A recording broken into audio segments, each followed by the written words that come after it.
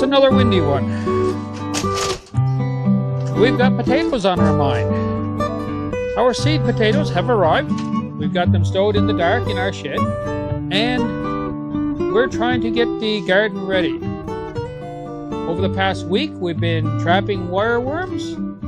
I lost count. We've got quite a few of them gone, and we're hoping that's going to do the job for us. Our next job, as soon as we get those potatoes traps out of the ground, then we're going to begin with our sifting of the soil, and we'll try out our new sifter then. But let's go see what we're doing there, and we'll get rid of some of those little buggers. And we're going to check, see if we can get a few wireworms here today. Have a look, see what might be on the go.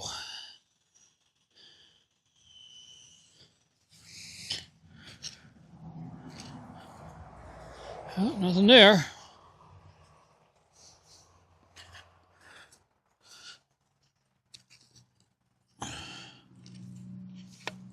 There we go, look. There we are, look at him. Right there. So that potato did catch a worm. We're going to get rid of that little guy now and put this back in. Now I see another one down here on the ground. There's another one. We'll scratch around here a little bit. Well, this may work after all. I see another one. Ha ha ha, this is going to work for us.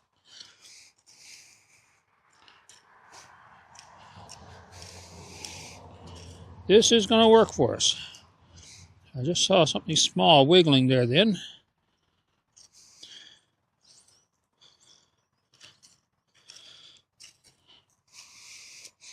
All right. Let's put these over here.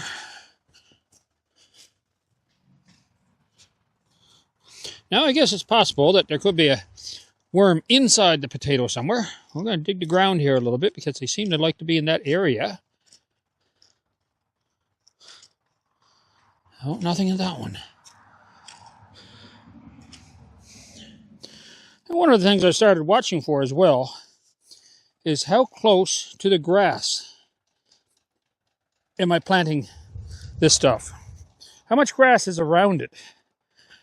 I think I'm going to try to get rid of a lot of this grass here because I understand that wireworms come from soil that often has grass.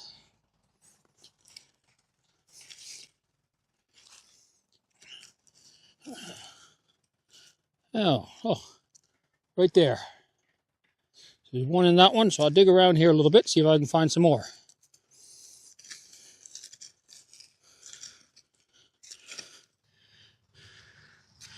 I'll dig a little bit more around here. So they're finding the potatoes, and that's good.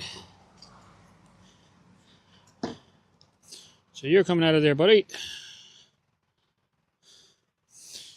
Cover this up again. Put a rock on it. Well, it's another day, and it's time to go hunting again. Let's see what we have today in the line of wireworms.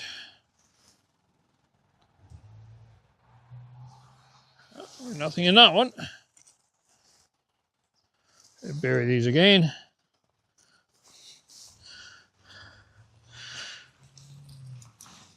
Now, I read the other day that wireworms love clementines. So I'm hoping to get a chance now sometime later today to pick up a couple clementines and try those instead of the potatoes here in the ground. Let's see how that works.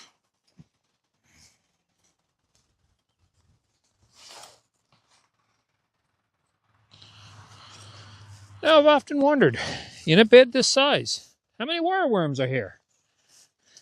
Should I be expecting to catch a dozen, 2 dozen, or should I be expecting to catch hundreds? All right, so right here, see them coming out of that potato. We're going to haul them out. There we go. And put that one over here for the squishy.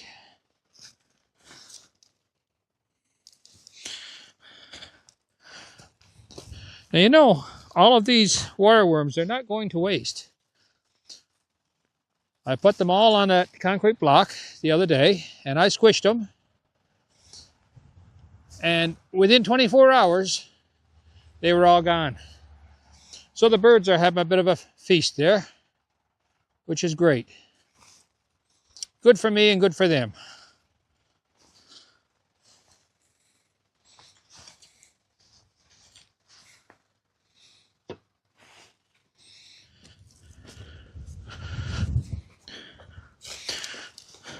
So I guess depending on how many are here will determine what percentage I'm getting. If there's thousands here and I get a couple dozen, I don't think I'm going to make much difference. But if there's 100 here and I get a couple dozen, this is well worthwhile.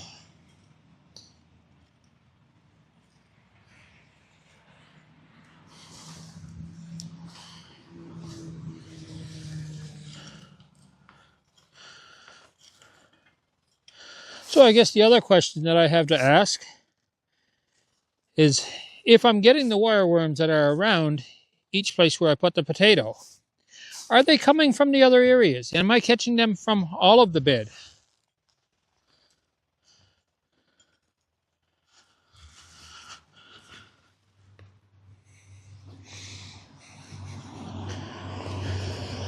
Now I guess in some cases there could be wireworm right on the inside of these potatoes someplace.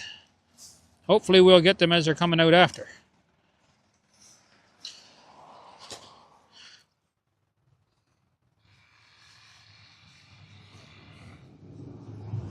One, 2, 3, 4, 5, 6, 7, 8, 9, 10, 11, 12, 13, 14. Now I'm counting at least 14 of them there. So we're going to do a little massacre thing here now. This is like getting lunch ready for the birds.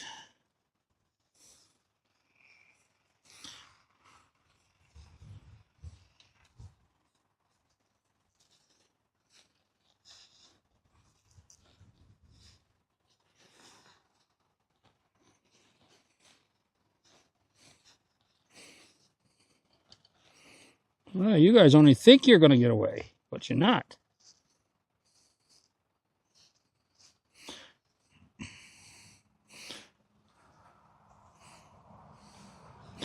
Now, if you don't like doing it this way, I have heard of people taking them and putting them in a little bit of diesel fuel.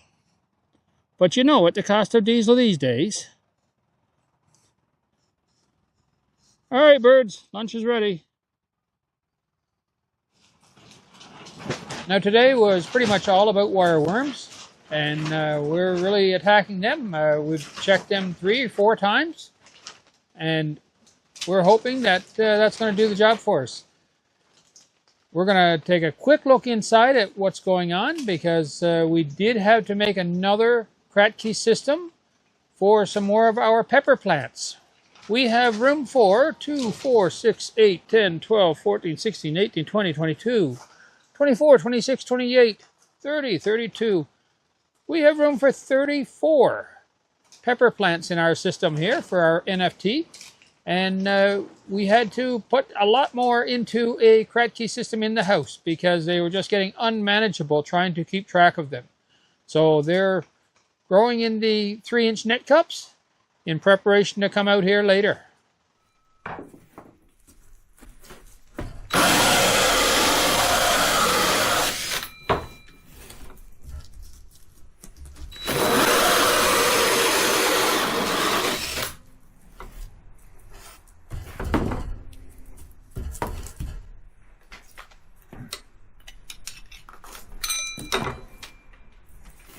Last one.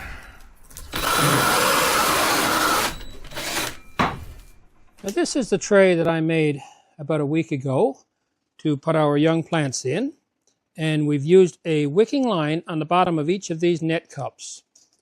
The wicking line seems to be working really well. It's you can tell it's saturated there, and it's pulling the nutrients up and into the rock wall. There is only a fraction of an inch of nutrient down there. I'm going to say about 1/2 inch. And I've got this on a slight angle this end here, when it goes completely dry, then I add a bit. So that's worked so well that I'm making another one today. Now I see that it's quite clear that we don't need as much space as this between our plants when they're this small. There's no root structure coming out through the bottom worthwhile. So I've made the other one to hold one less plant, but it fits on a much smaller tray. I've got some more of our pepper plants and a couple of our tomato plants, or one of our tomato plants, set up like we did the other day with the wicking line. And I'm just putting together a tray for those to go into. I couldn't get all of them in this tray once I made the frame, but we're going to get 14 of them in there. I think I have 16 here now. Yes, I do, 16. So we're going to have 2 that we'll put someplace else. So I'm going to clear these out. I've got a top made, much like I did the other day, experimental of course, and that's going to go on there, and we're going to fill this guy up with plants and get some nutrients in them.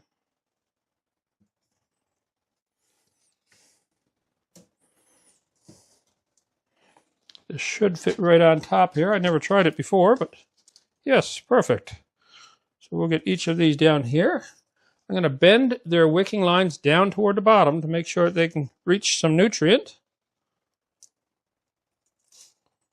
Once that gets wet now, it will stay down there very nicely.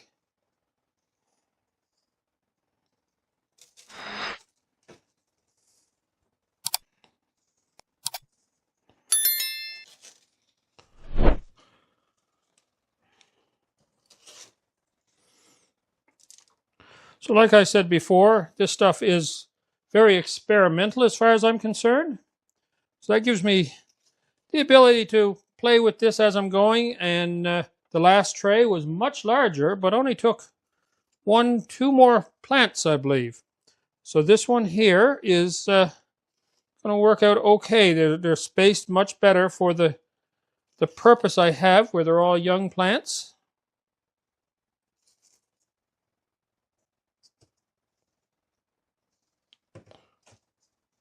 Make sure their wicking line is long enough to reach down in the bottom here.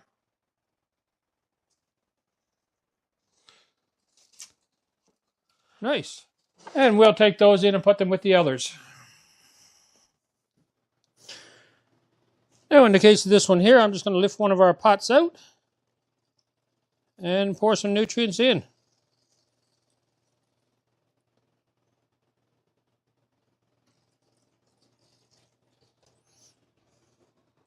Make sure that wicking line goes back down correctly.